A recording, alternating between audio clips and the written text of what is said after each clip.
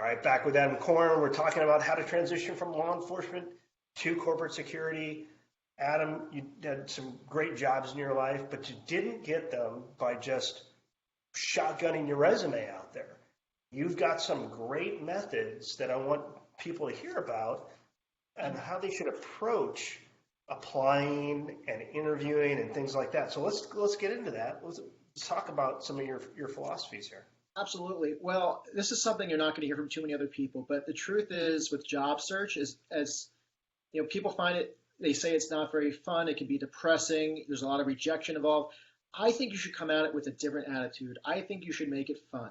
I think there's lots of opportunity to gamify your job search. And people who have been searching for a job for a long time, it's easy for them to get negative and start doubting themselves and be negative, and that negativity really comes through. And I think interviewers can sense negativity if you're kind of a heartbroken soul.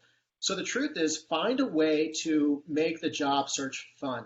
And there are fun elements to it. I think, I don't know about you, but I think researching things is fun.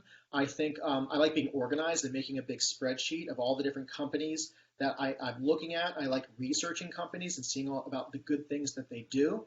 And I like to research almost like an intelligence officer, like you're researching all the, there's so many ways you can learn about their interview process. There's so many different websites you can go to where you can get inside information about how they interview people. And then it comes down to the psychological component of basically a lot of them use a behavioral based way of interviewing people. And there's a method to handling those sorts of interviews as the interviewee. You use the STAR method. And for those of you who don't know what the STAR method is for answering behavioral based questions, STAR stands for situation, task, action, and result. So you're kind of telling a beautiful little story as you're answering the question. So they might ask you a question that's behavioral based, tell us about a project that you're most proud of and what was the outcome of that project. And then so the first thing you have to do is explain the situation of like why you're in this environment, what was your role and title, what was expected of you. Talk about the task your boss gave you or the problem you're trying to solve. You kind of paint that picture. And then you talk about this specific action you took that really kind of advanced you to the goal line. And then you talk about the happy ending, the result of, as a result of my action, it was the best thing ever for the organization, and my boss was so happy. And to this day, the organization is still using the program that I designed. And you always do that way. So it's always a beautiful story that's, and keep in mind that your interviewer is taking notes. You got to make it easy for them to take notes. So say, if you can say it in 4 words, don't say it in 8. Be concise, brevity, and be clear as can be in answering all your questions. A lot of people just end up rambling a lot. And that doesn't help them at all. I like applying STAR method too, as in that abbreviated form where you were just talking about, using it kind of in 4 words in your resume as well. So when you're talking about, what you've done and how it's applicable to the role that you're applying for, by the way, I even write or try to write in the STAR method. The same thing comes when I try to use at least once in an interview a failure story. Yep. And it kind of throws people off a little bit because it's not intuitive. Like I should be talking about how I'm Captain America and things. And well, that's true, and you should, but you should also be real and human. And by the way, when you're a human, you're fallible and you're going to make mistakes. But the R in that story is what you learned out of it. How did you turn it around at least to be somewhat positive about, and I failed here, but this is what I've learned. I've learned I need to be resilient, I need to plan better, I need to, whatever it is. And so that, but to your point, I want people to know, like, it's okay to fail and then use that failure story in your interview. The real difference too is what a bad day in the private sector is and what the bad day in law enforcement is specifically, or the government, is way different. When we have a bad day in public safety or in the government, people are usually getting hurt. And we don't necessarily want to tell those stories in kind of gory detail, like what we would do if we were, hanging out, drinking beers at a barbecue. So just be mindful of that. Those aren't the things that you want to impart. But what else is there? The research piece is really important. I think, looking at um, and when you're doing that research, looking at the hierarchy of who's in that organization. Who could you be working for or working with? Yep. Both vertically and laterally. So I didn't know if you had any other thoughts there. Yeah, I find that sometimes so a lot of people come to me over LinkedIn and because they see that I work for the government and I taught at a National Defense University a while ago and they're transitioning out. And so they find me either word of mouth or they just found my profile randomly by doing a search and they go, that's interesting. He worked for the government and now he's worked for all the big tech companies, or not all, but a few of the biggest tech companies that have ever have existed. He Yeah. might know a thing or two. So people reach out to me, and so I often will ask them, and I'll say, well, where do you want to work? And they'll say Google or something like that, and I'll say, yeah, but what do you want to do for Google? And they go, I don't know. Whatever And they need done. whatever they need, and you're like, that's not good enough. I was like, you need to do some serious thinking and contemplation about exactly what you want to do.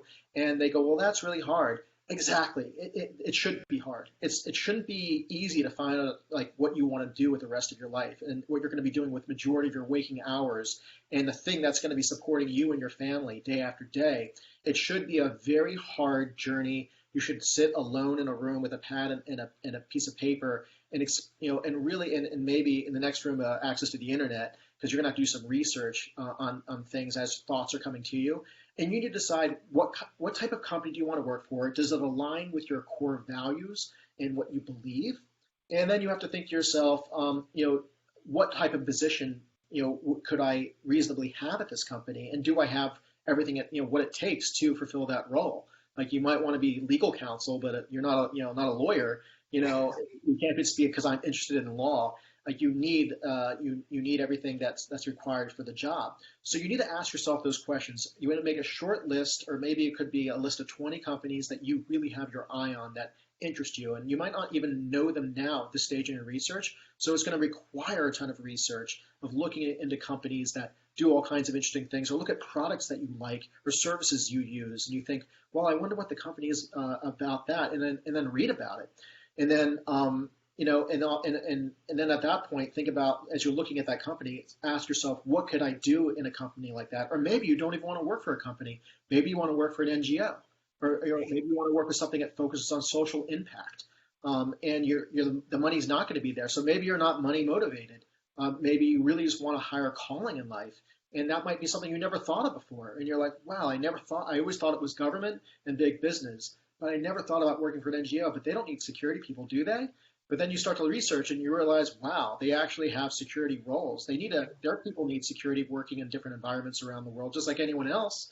And and you might read articles about contractors they've used or in-house security people. But you got to ask yourself, who do they have in-house that is vetting those contractors when they're, say, getting extra protection when they do work in Bogota, Colombia? Like there's an individual who probably works at that company who does that vetting and finds the right local private security force that can protect the people while they're doing humanitarian work in some random country that you've never been to before. So you really got to use your imagination and sort of don't limit yourself to what you know. Continue to do research to find new things, and then reach out to people over LinkedIn. If you reach out, it'll probably be 100 to 1. You might email 100 people, and one might respond. It might be, that's cynical. It might be better than that. I always respond when people reach out to me, and many people will contest to that. They'll acknowledge the fact that I always respond when people reach out. So I would reach out to people over LinkedIn, ask them lots of questions. There's a lot of friendly people out there that might be too busy to answer you, but there's going to be a few friendly people who aren't. They're willing to make the time and bank on that. Yeah, I totally agree with you. And that's what we try to get people to understand. And why we're doing these videos is to show them that the network is going to get them their next job. We'll get them their next role. It may not play the exact role that you think it's going to play in your experience. I think a lot of people inappropriately think, oh, well, I'm going to reach out to Adam and he's going to get me a job. That's not going to happen. what Adam's going to do is explain the groundwork that needs to be done, and that's why we started doing these video series to really work from where, I think you and I still do a little bit is we will help people one-on-one, but we need to work from one-to-one, one-to-many. We Yep. want to get this out to as many people that can understand, and that's why I have, I don't know, almost nearly 70 of these videos that are on social media, LinkedIn and YouTube. And I encourage people to watch them. If somebody like yourself, they have a similar background to you, watch this video, learn from it, and then apply these things that we're talking about, the gamification, the building the network, going out there and doing the research and making sure your brand aligns with the brand that you want to. And if it doesn't, that's okay. There is a brand out there for you. Great about the world is that there's folks all over the place, and they're building companies and they're building organizations all the time, and they need people. One thing the pandemic has shown us is that we need people to be resilient, and the only way to build resiliency is take somebody who's been in that resilient atmosphere or in a challenging atmosphere and bring them into your organization and change your culture. Well, that's people from the government all the time. People who've been in challenging situations, been overseas, operating in austere environments, and done some of that really dangerous work. Well, now, hey, we're in the private sector. We're going to bring a lot of those great philosophies into your business. Not all of them, because not all of them will work, right, in the private sector. Yep. Like use or lose money in September. Do you want a helicopter? You get a helicopter. You get it. But there are things that we did in the Gov, continuity of government, COG. We all learned that from a very early age. It was post 9/11 that we learned it, but we all learned it and how to do it and how to do it the right way. Although it was very expensive, I'm going to take that. I'm going to lean it down and I'm going to apply it in our corporation or our business, whatever it is.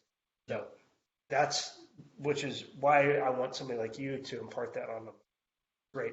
Any last thoughts that you want to leave these folks with? What should they do? What should I they have be one thought. It's actually a tip. I think that would be very helpful for a lot of your listeners. Is I would reach out to people over LinkedIn for help, but there's a certain etiquette that you should respect in doing that. And I think that you should, like, say you find someone, say you want to work at a company called Autodesk, which is a really cool company, and they do have security people who work at Autodesk, and say you want to reach out to them. And I never worked there, but I admire the company. And say you wanted to learn more about a position there, or say you applied and never heard anything. So say you find an individual who works in security at Autodesk, and you reach out to them over LinkedIn. So don't ask them anything. Don't ask anything from them, and also don't attach your resume. And don't say, "Yeah, I applied for this job. I never heard anything. What's up?" Instead, do this. Just say, "Hi, I noticed that you and I both worked for the government, or we both worked in the same military branch or what have you. I'm looking at your career and I really admire it. And I would love to transition myself in a great company like Autodesk. Would you mind if I just took 10 minutes of your time over the phone and gave you a call? It would really mean the world to me." And then, and then see if the person's amicable. And you of course, you do this 100 times to 100 different companies, 100 different people. And a few of them will reach back to you and say, "Sure, I'll talk to you over the phone, no problem." And in the conversation, you just sort of repeat exactly what you said, and you build the relationship over time. And if you play your cards right and win them over, they will go out of their way to offer. They might say, "Hey, look, we have an internal employee referral program. It sounds like you're pretty passionate about this stuff. Let me, why don't you send me your resume?" Let them suggest it. Or only wait till your relationship is built out enough to a point where you feel comfortable and it's appropriate to ask such a favor. But also always remember this, make it a two-way street. Never say, "Hey, would you mind doing me a favor?" or "Thanks for doing this favor." If they offer to do you a favor, say, "Hey, I really appreciate it. If there's anything I could ever do for you, let me know." And it's funny that the person might say, "Hey, look, I know that you're currently active in the military. I have a nephew who's thinking about enlisting, and I left the military for so long ago. I don't know what it's like, but you're currently in it. Can you talk to my nephew and talk some sense into him, or talk him into it or out of it, or whatever it may be?"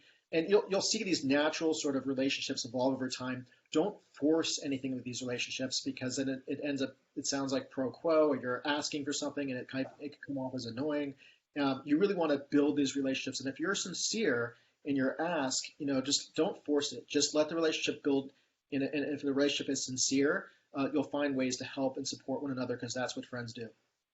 It's a great way to leave it. Etiquette is everything. You're totally right. So make sure that if you're watching at home, share these with your partners. Don't go it alone. Seek advice. Your network is everything. And we want to keep bringing you these videos.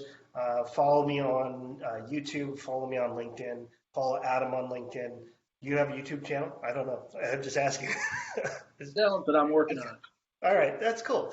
But honestly, this network is here for you. And it's, in COVID world, we're doing everything by video, or we'd be together and in a cafe someplace. But we have to do it this way. So you can do it this way too. This is proof. You can get on LinkedIn, you can get on social media, and you can go connect with people. So keep doing that. Thanks, Adam. Appreciate it, buddy. Appreciate it.